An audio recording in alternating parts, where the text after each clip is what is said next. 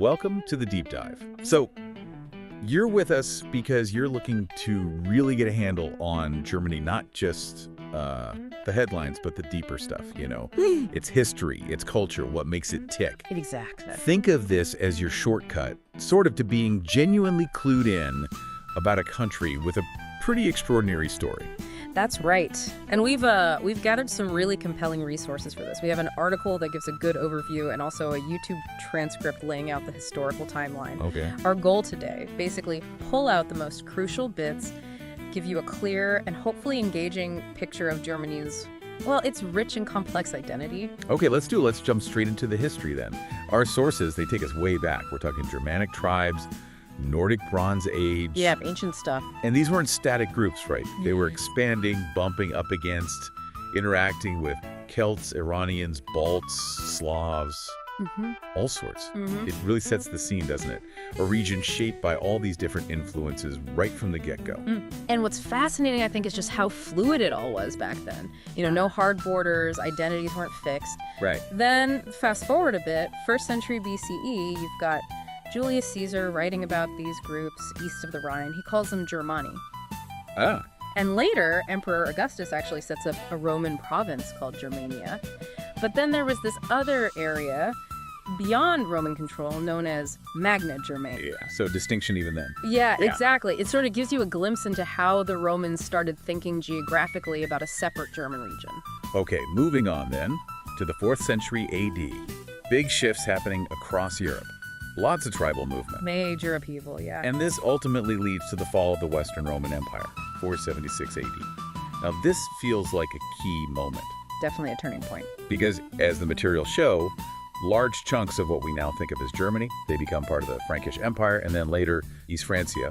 You can almost see the early seedlings of a distinct political entity forming there. Exactly. If you look at the bigger picture, the collapse of Roman authority, it just created the space for these Germanic territories to develop differently. Right. And a really pivotal moment here is Charlemagne, Frankish king, crowned emperor of the Holy Roman Empire, 800 AD. A huge deal. Huge. And the sources really emphasize the central role German lands played in this empire for centuries, actually. Okay. But, and this is important, while the emperor had the title, his actual power to directly govern all those individual territories, that varied a lot over time. In this Holy Roman Empire, it wasn't like a modern nation state, was it? Not at all. Our sources make it sound like this incredibly complex patchwork. Over 1,000 separate territories, each with its own ruler, its own agenda. That's it. It's mind-boggling, really. Makes you wonder how any sense of shared identity survived all that fragmentation. That's a really key question. I mean, you had the emperor as the sort of nominal figurehead, a symbol of unity, maybe. Yeah. But the reality on the ground, highly decentralized. And this fragmentation, it had massive long-term effects. You could argue it delayed a unified German nation-state for ages. And fostered those strong regional identities we still see today. Exactly. Those persist. So that push for unification, it comes much, much later. The Holy Roman Empire finally dissolves, 1806. Francis II, after Napoleon basically beats them. Yeah, Napoleon's victories were the catalyst there. It's almost like clearing the board, ready for something new. Precisely. And ironically, Napoleon's influence, while disruptive at first, it actually helped consolidate some smaller territories. Oh, interesting. Yeah, and it kind of paved the way for a different sort of German organization. Yeah. Which leads us to the Congress of Vienna, 1815. Right, establishing the German Confederation. A much looser league this time, 39 sovereign states. And within that, our sources highlight the big players emerging. The Austrian Empire and the Kingdom of Prussia. The heavyweights. Definitely. And they each had their own ideas about Germany's future.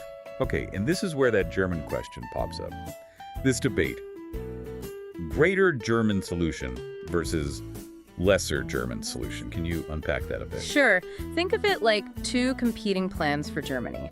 The greater one, Austria's preference, basically envisioned a huge state including all German-speaking areas. Crucially, that meant including Austria itself, with its diverse, multi-ethnic empire. Okay, Big Ten. Right. The lesser plan, mainly pushed by Prussia, aimed for a more compact German state, geographically smaller, and, importantly, excluding Austria. Ah, which would naturally put Prussia in the driving seat. Exactly. Prussia, with its growing military and economic muscle, would clearly lead that kind of Germany. And the mid-19th century sounds pretty turbulent. The timeline mentions rebellions leading up to the 1848 revolutions across the German states. Yeah. Like a real popular surge for change. Absolutely. Those 1848 revolutions, ultimately they didn't achieve their immediate goals, unification and democracy right away, but they were powerful. A huge expression of rising nationalism and this widespread desire for people to have more say. They really showed the dissatisfaction with the old order. And set the stage for the inevitable clash between Austria and Prussia. Which happens, yeah.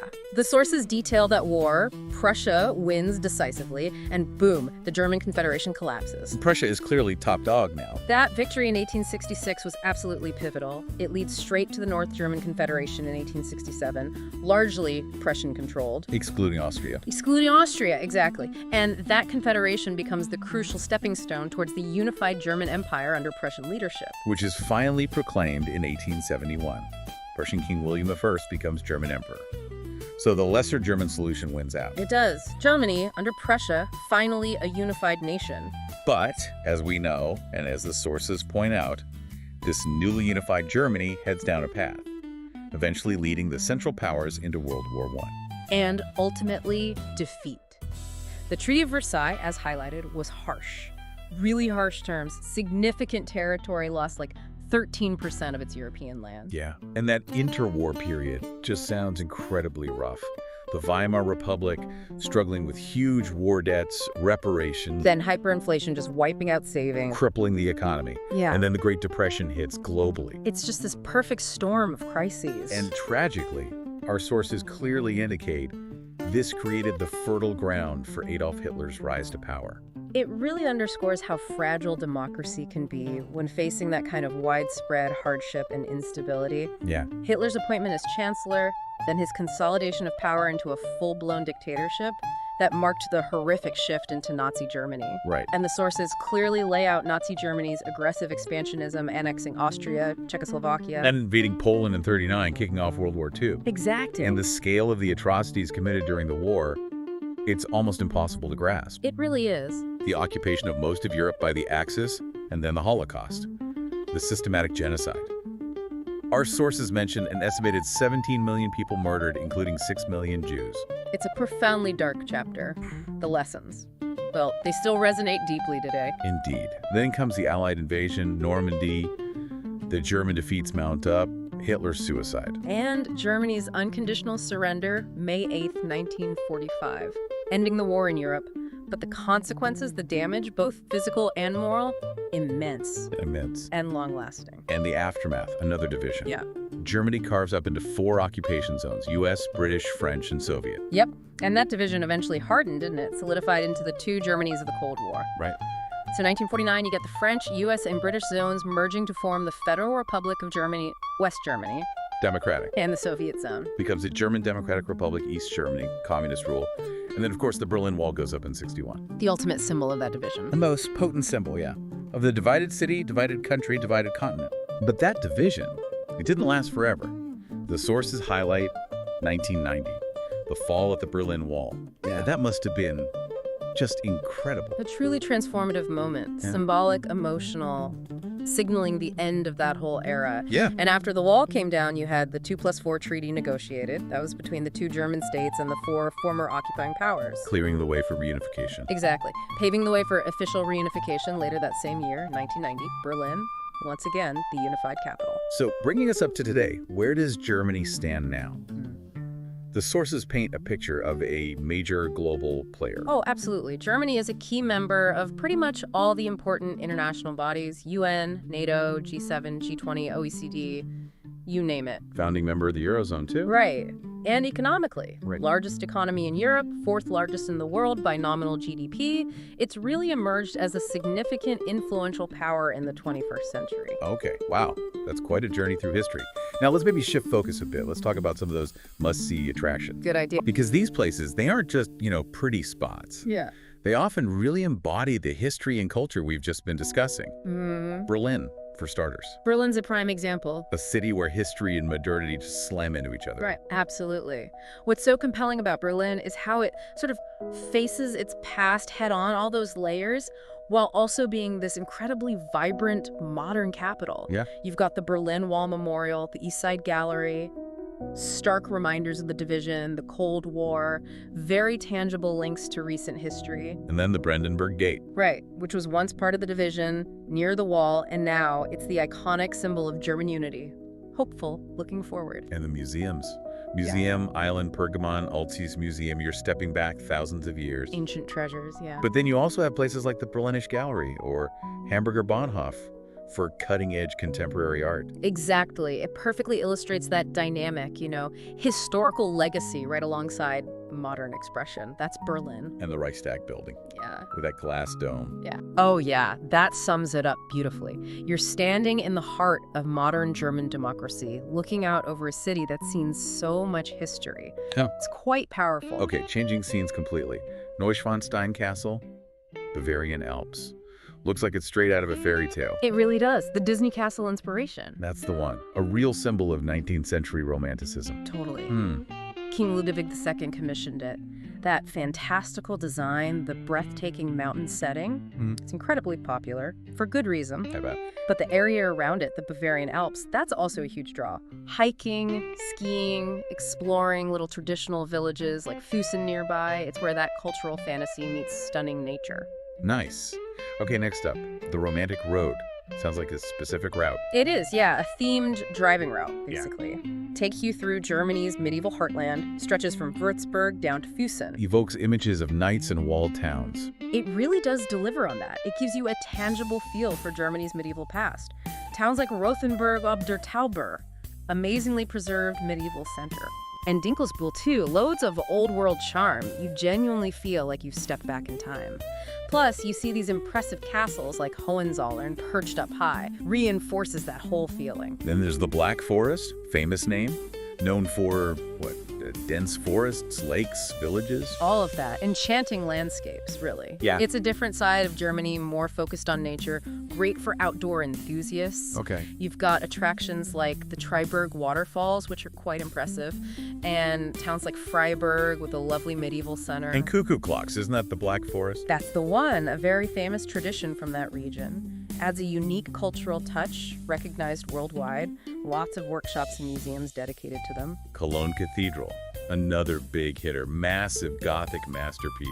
Took centuries to build. Oh, it's awe-inspiring. The soaring spires just dominate the Cologne skyline they have for ages. Must be incredible inside, too. It is. The Shrine of the Three Kings is a major pilgrimage site, and the stained glass windows are stunning. Plus, you can climb one of the towers for panoramic views. It's a real testament to artistry and faith. The Rhine Valley also sounds amazing. Dramatic river scenery, vineyards, towns, castles everywhere. It's classic Germany in many ways. Those steep vineyard slopes, charming towns right on the riverbanks, castles looming overhead. Boat trip sounds like the way to go. Definitely the quintessential way to see it. You get incredible views of the famous Lorelei Rock, tons of castles like the well-preserved Marksburg or Burg Eltz tucked away in a side valley. Oh, Burg Eltz is beautiful. Isn't it? And let's not forget the wine. The Rhine Valley is famous for its Riesling, so winery tours, tastings, adds another lovely layer to the experience. Finally, Heidelberg, often called a romantic city, Old Town famous university. Heidelberg really lives up to that description. It's got this wonderful atmosphere. The castle ruins overlooking the Neckar River are probably the main draw. Right, the views must be great. Fantastic views. And the ruins themselves are this fascinating mix of medieval and Renaissance styles. Then you've got the charming old bridge, the lovely streets. It just has this timeless appeal. So, okay, wrapping things up here. As we bring this deep dive to a close, it feels like our look at these sources really shows a Germany with this incredibly long, complex history. Absolutely. Intricate is a good word for A it. nation that's had this huge impact on Europe, on the world. And you see that history reflected everywhere, don't you? In its culture, its cities, castles, even the landscape. Exactly. From bustling modern cities to these ancient castles and stunning natural areas, it's all part of the story. And what strikes me is how modern Germany seems to, well, balance that deep historical weight with being this really innovative, forward-looking global power. That's a great way to put it. It's this fascinating interplay between past and present. Very dynamic. So here's a final thought to leave you with. Considering Germany's whole journey from those ancient tribes, through all the fragmentation, unification, the devastation, rebirth, right up to being a major global player today, what single factor do you think has been the most influential in shaping its current identity? That's a tough one. Something to ponder, maybe. We definitely encourage you to keep exploring Germany's captivating story.